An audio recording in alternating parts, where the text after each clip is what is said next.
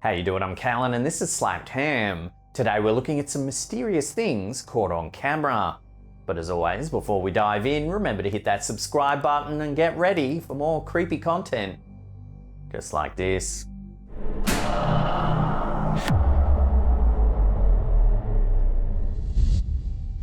But at least y'all caught that part.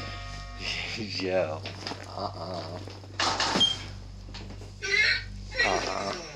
Nope. I'm good. Nope. For some time now, YouTuber Bobby Bars has suspected his home might be haunted. In fact, the activity became so frequent and strange, he began documenting it all on his YouTube channel, World Paranormal. In this clip, we see Bars rapping in a TikTok video.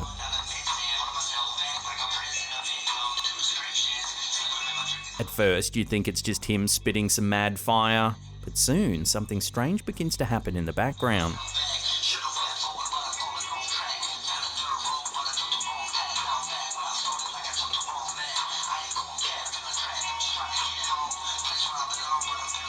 The Sonic plushie in the background raises its arm, seemingly all on its own. Viewers immediately said it was the work of a poltergeist. A poltergeist is a type of ghost or supernatural entity believed to be responsible for physical disturbances, such as loud noises and objects moving or being thrown around.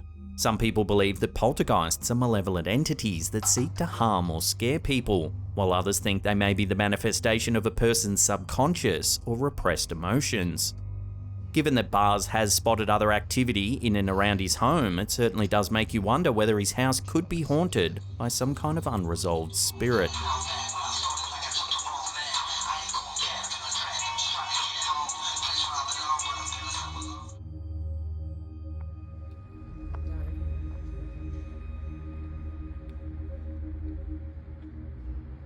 Whoa!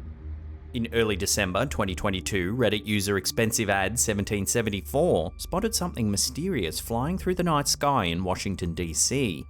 Take a look. I knew it, I was gonna feed you something today.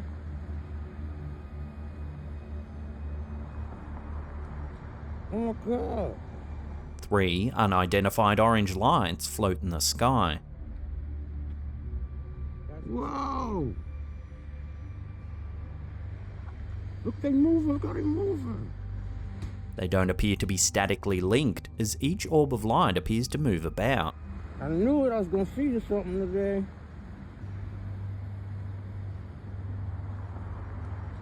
Oh my god.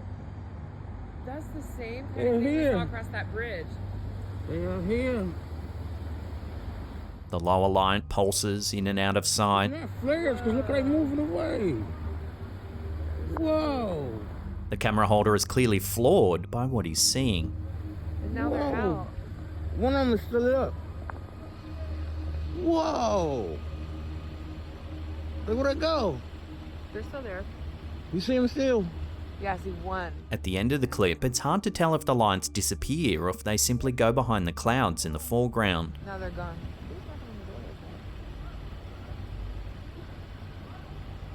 Yeah, now they're gone. Whoa, that just tripped me out. And we were walking, something told me to stop and look up. Whatever this strange object is, it's definitely mysterious. Whoa!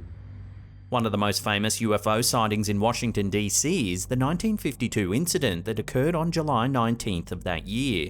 The event, known as the Washington Flap, involved the sighting of several unidentified flying objects over the city by multiple witnesses, including military personnel. At 11:40 p.m. on July 19th, an air traffic controller named Edward Nugent spotted several unusual blips on his radar while working the night shift at Washington National Airport. 7 objects in total were pinging on the radar system, flying 15 miles south-southwest of the city. Senior air traffic controller Harry Barnes was called in to witness the event as the objects weren't following any established flight paths. He's on record as saying, "We knew immediately that a very strange situation existed. Their movements were completely radical compared to those of ordinary aircraft." When the objects were seen moving over the White House, Barnes immediately called Andrews Air Force Base to report the sighting. While at first the Air Force Base couldn't detect any unusual activity on their radar, Officer William Brady, who was manning the lookout tower, reported an unidentified ball of light. He's on record saying, "The object, which appeared to be like an orange ball of fire trailing a tail, it was unlike anything I had ever seen before." He then said it took off at an unbelievable speed. Later, a Capital Airlines pilot spotted 6 bright lights in the sky while waiting for permission to take off from the runway. He described them as white, tailless, fast-moving lights that shifted in the sky over a 14-minute period. At 3 a.m, 2 F-94 Starfire fighter jets arrived, having been dispatched from Newcastle Air Base in Delaware. However, as soon as they hit Washington, D.C. airspace to investigate the situation, the mysterious glowing objects disappeared from all radar. The jets patrolled the skies for several hours, eventually returning to base due to low fuel. However, as soon as the jets left at 5:30 a.m, the unidentified objects reappeared on radar. This was enough to convince Harry Barnes that the objects were monitoring radio chatter and knew strategically when to disappear and reappear.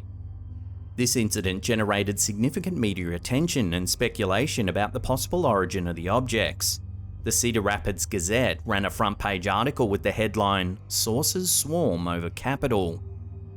The Air Force conducted an investigation into the sightings but were unable to identify the objects or determine their origin. They concluded that the sightings were likely caused by natural phenomena or weather balloons. However, the public response to this conclusion was less than enthusiastic, and many still believe that it was an alien spacecraft visiting Earth from another world. The public outcry for further inquiry into what happened in July 1952 is still strong today, with some groups even issuing Freedom of Information Act requests for any additional information related to the incident. Despite the attention and investigation, the 1952 Washington, D.C. UFO incident remains one of the most mysterious UFO sightings in history.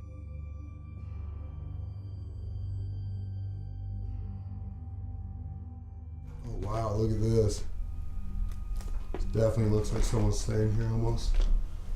Exploring and Paranormal is an up-and-coming ghost hunting channel on YouTube. Nick, the host, travels around North America in search of ghosts and other supernatural activity. However, in this next short clip he sent us, it seems the haunting activity is a little closer to home. For some time now, Nick has suspected his house might be haunted by a spirit, or that he may have brought back an entity from one of his investigations. While sitting and watching some TV, something eerie happens in his living room. Watch.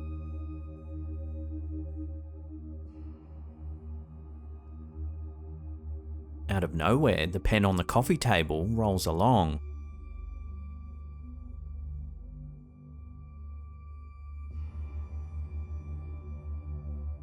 You can see what appears to be quite a genuine reaction from Nick as he notices the movement.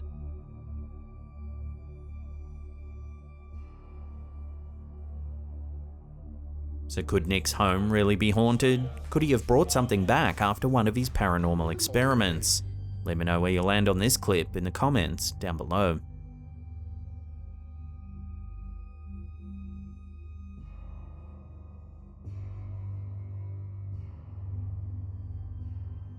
In the late 18th century, a mysterious and genderless figure known only as Public Universal Friend travelled throughout northeastern United States preaching a radical form of religion. It was said that the Public Universal Friend had no name or identity, only claiming to be the Public Universal Friend and answering to no other title. Many believe them to be sent by God with a divine mission of bringing salvation and peace to all who listened. Some accounts describe the Public Universal Friend as an eccentric preacher with an ability of speaking multiple languages fluently, while others say they were known for preaching sermons without books or notes, often lasting up to 7 hours long. Historical records indicate that the Public Universal Friend was born as Jemima Wilkinson in November 1752. However, after suffering from a severe illness, most likely typhus, it's said that Jemima died during a bout of fever. The following morning, according to reports, Jemima's body was reanimated. It lifted up from the coffin, immediately claiming to be Public Universal Friend. They announced that they were neither male or female and refused to use gendered pronouns. They said that they had received holy communication with God via 2 archangels, claiming there's Room, room, room in the many mansions of eternal glory for thee and for everyone. Historical descriptions say that the public universal friend wore androgynous clothing, mainly a long flowing black robe, and spoke in a croaky, unearthly tone. The public universal friend travelled throughout much of northeastern United States preaching a new form of religion, eventually attracting a following that later became known as the Society of Universal Friends. Their core teachings spoke of an impending day of great judgment, a prophecy of the end of days that would wipe out those who had not repented of their sins. Then, on May 19, 1780, the daytime skies fell into an eerie darkness throughout most of New England. Military personnel, academics, and other notable public figures wrote about the bizarre event, calling it New England's Dark Day. It's reported to have started at around 10 AM. The morning mysteriously fell black, the darkness lingered throughout the day and continued on into the evening. Villagers had to light candles in the middle of the day, and roosters crowed and frogs croaked as if night had already fallen. In some parts, ash and cinders rained from the sky, with many local priests declaring the end of days. The public universal friend took this bizarre event as a sign of vindication that the Great Judgment was indeed beginning. So what was actually happening? Historians believe that the most likely cause of New England's dark day was a combination of widespread forest fires, thick fog, and heavy low-hanging clouds. Environmental researchers have been able to detect fire scars in the trunk rings of trees in the Algonquin Provincial Park in Ontario, Canada. They've been able to date the scars to approximately 1780, right when the skies turned black over New England. So who was the public universal friend? Were they really brought back from the dead with direct knowledge from God? Were they able to predict New England's darkest day? Through a modern lens, the public universal friend is often seen as a pioneering leader in women's and transgender rights, being one of the first public figures in America's history to identify as non-binary. But whether they had a direct line to the Word of God remains a topic of hot debate.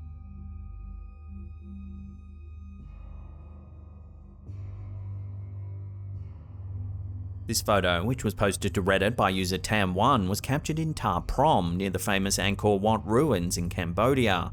The carving is dated circa 1100 AD and appears to show a dinosaur-like animal, more specifically, a Stegosaurus. Now what's particularly interesting is that the first fossilized remains of a Stegosaurus weren't discovered until 1877. They were unearthed by paleontologist Othniel Charles Marsh in western North America. So how is it that an ancient Cambodian sculptor would know what a Stegosaurus looks like? When the post hit Reddit, it got thousands of upvotes and hundreds of comments from viewers trying to explain the mystery. All kinds of wild and wonderful theories have been thrown around. Some said perhaps it had something to do with alien interference and that they gave knowledge to the ancient people of Angkor Wat. Some even mentioned time travel playing a part in the carving. Others thought perhaps dinosaurs still roamed the ancient jungles of Cambodia at that time. A more grounded theory suggests it's just a case of misidentification. It could actually just be a pig in front of a floral background, making it look more dinosaur-like than it actually is. Whatever the case may be, this curious ancient carving continues to spark the curiosity of tourists and locals alike. And unless someone can definitively prove what it actually depicts, it'll continue to be a mystery for the ages.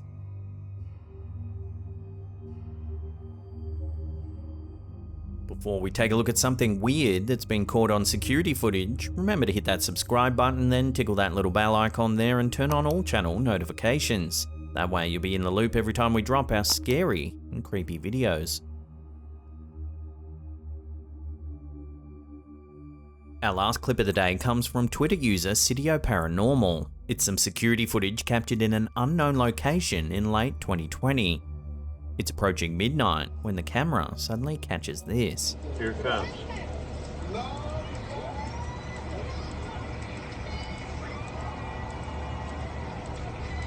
A mysterious white wisp flies from left to right. Here it comes.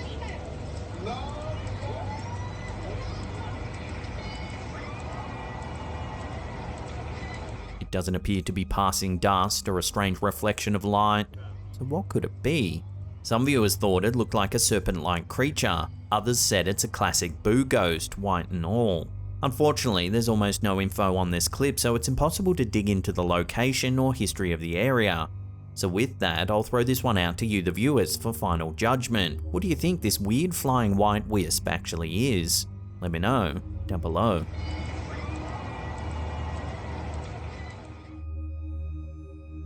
If you love mysterious videos like this one, then check out our other content. There's an episode there.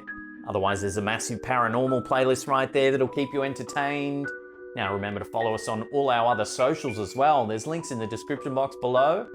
And that's it for me. I'll see you all next time.